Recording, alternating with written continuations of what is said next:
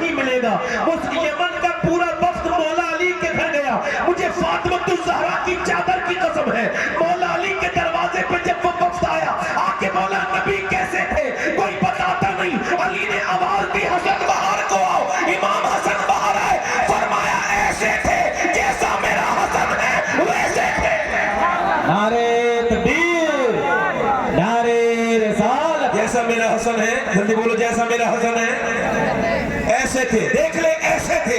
حضرت عمر آتے تھے، حضرت عمر جب آتے تھے تو حضرت علی کہتے تھے آپ حضور کے وصال کے بعد میرے گھر اتنا آپ زیادہ تشریف لاتے ہیں۔ حضرت عمر نے فرمایا اس وجہ سے کہ حضور کو دیکھنے کا دل کرتا ہے تو تیرے بیٹے حسن کو دیکھ لیتا ہوں۔ توجہ کرنا، یہ جو آج کل کے پیر ہیں یہ مفتی اعظم کے مریدوں کی نظر میں کیوں نہیں جمتے آپ کو پتا ہے؟ آپ کو پتا ہے، بتا رہا ہوں، کیونکہ جس نے نبی کو دیکھا پھر کسی کو، پھر جس نے حسن کو دیکھا پھر کسی کو، اور پھر جب بغداد میں شیخ عبد القادر آئے تو فرمایا غوث الاعظم نے جس نے نبی کو نہ دیکھا ہو وہ عبد القادر کو دیکھ لے۔ سبحان اللہ، سبحان اللہ، واہ واہ۔ وہ عبد القادر کو مصطفیٰ کے تنے بے سایہ کا سایہ دیکھا جس نے دیکھا میری جاں جلوہ زیبا تیرا۔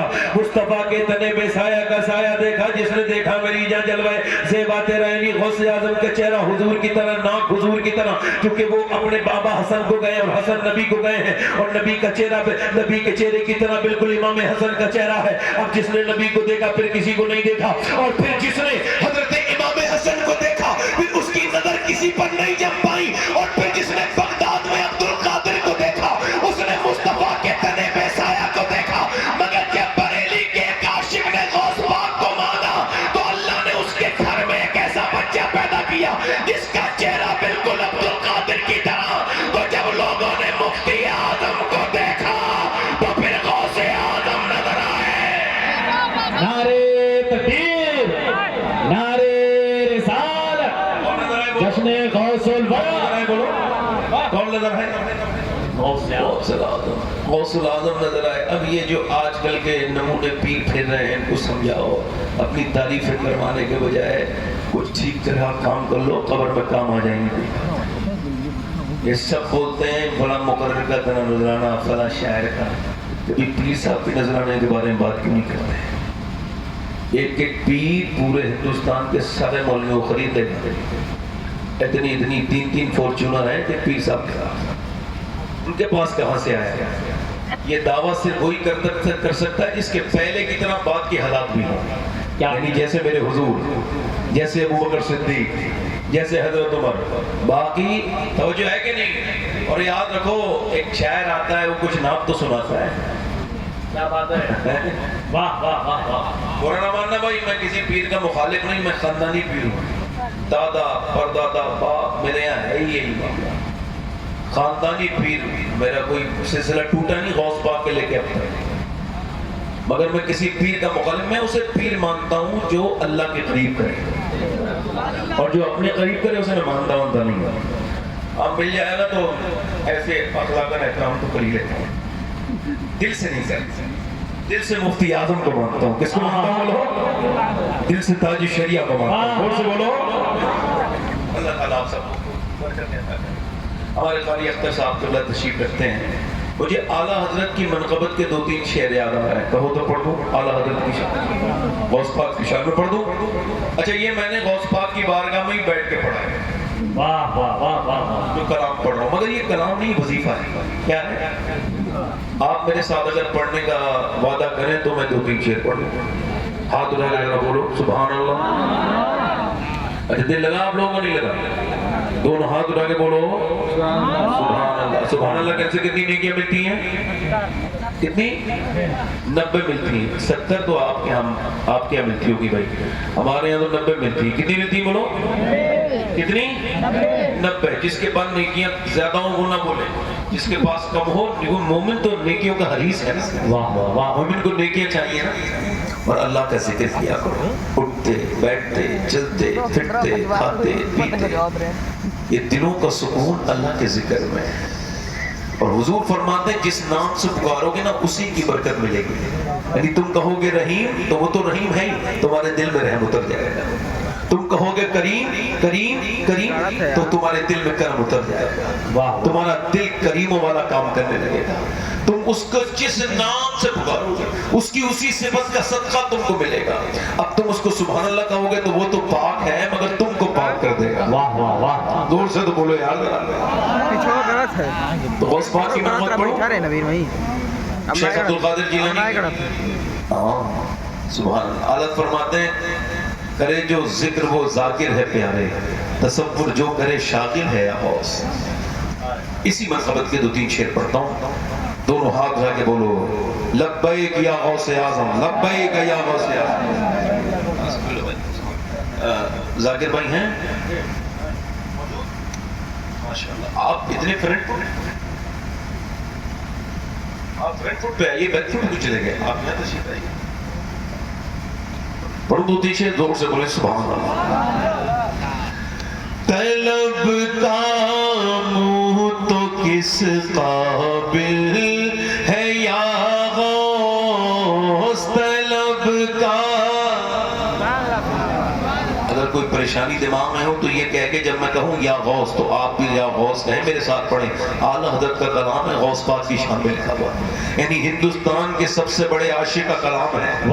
پڑھو طلب کا منہ تو کس قابل ہے یا غوث، طلب کا منہ تو کس قابل ہے یا غوث، مگر تیرا کرم کامل ہے یا غوث، مگر تیرا کرم کامل ہے یا غوث، مگر تیرا کرم کامل ہے یا غوث. دہائی یا محی الدین، دہائی دہائی یا محی الدین، دہائی بلا اسلام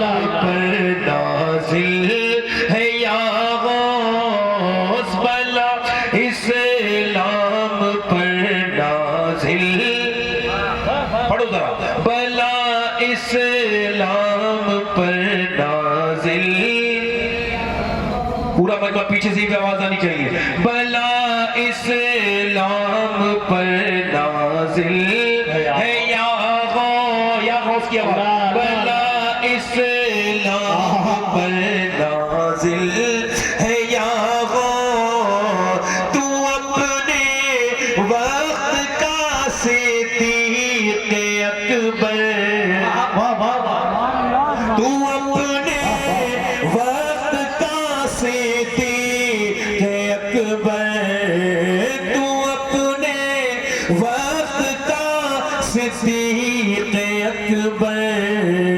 غنیوں حیدر و عادل ہے یا غوث، غنیوں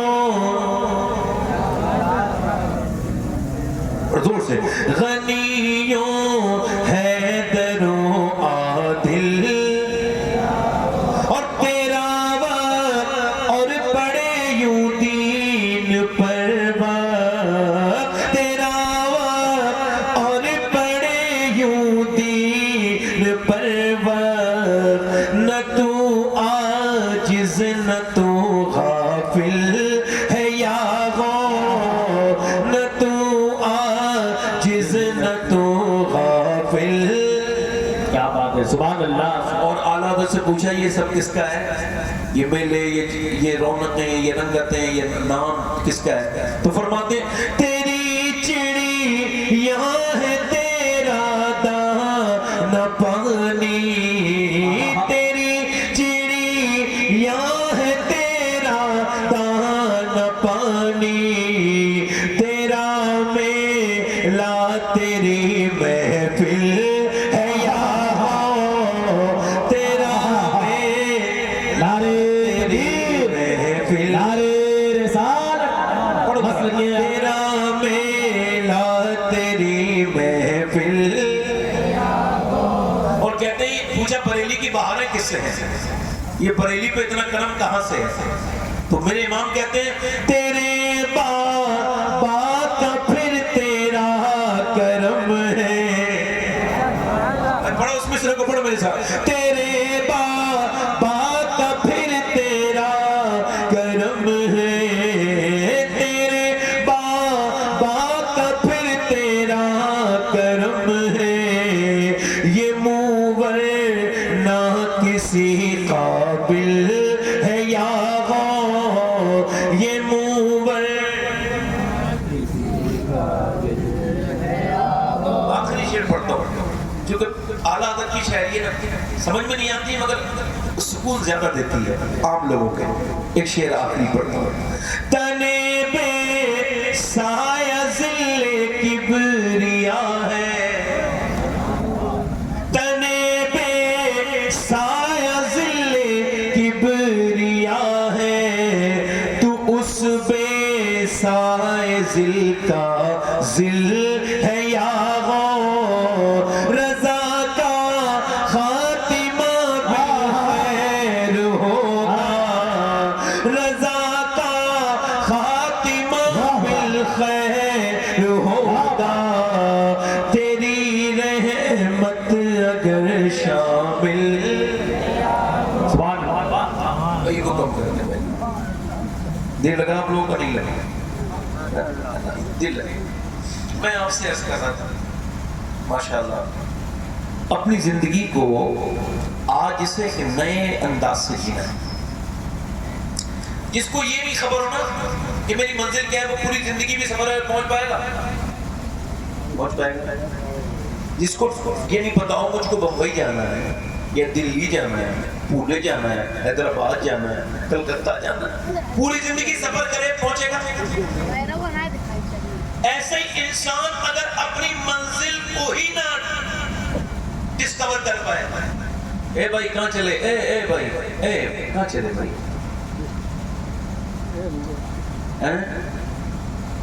اور کوئی صاحب جانا چاہتے ہیں ایسی بھائی جان کی طرح تو وہ بھی ان کے ساتھیوں کو چلے جائیں. اصل میں یہ ٹوپی بھی نہیں لگا کے آئے تھے، بے ادب لوگوں کا کام نہیں ہوتا تو یہ چلے گئے. اب یہ اتنی سخت بات انہوں نے اس وجہ سنی ہے کہ یہ پہلے میں نے کہا تو نہیں گئے، بعد میں گئے. یہ سخت بات سنی ہے، سنی یہ ٹوپی نہ لگا کے آئے وہ ادب والا ہے یا بے ادب ہے؟ ٹھیک. میرے تایا اللہ ان کی بخشش کرے، حکیم صاحب تھے اللہ انہیں بخشے، بڑے مطلب ان کا ایسا رواب تھا کہ ان کے سامنے وہ حکیم تھے مگر غیر مسلمی بغیر ٹوپی لگائے نہیں آتا تھا. سخت ہے ان کا ایک اصول تھا کہ ٹوپی لگاؤ گے اور غیر مسلم کو بٹھا کے کہتے تھے دوا بعد میں لینا، پہلے یہ سنو کہ آخرت کیا ہے، تمہارا یہ جو سسٹم ہے یہ بتوں کو پوجنے کا غلط ہے، اللہ ایک ہے. اچھا اللہ نے انہیں کینسر پہ بھی عبور حاصل تھا، ان کو کینسر تک کا علاج کر دیتے تھے مگر وہ لمیٹڈ لوگ دیکھتے تھے. تو وہ یہ کہتے تھے کہ جس نے شیطان نہ دیکھا ہو وہ ننگے سر کو دیکھ لے، اس کے اندر ساری وہ خوبیاں ہوتی ہیں جو شیطان کے اندر ہوتی ہیں. تو میں عرض کر رہا تھا آپ سے کہ جب تک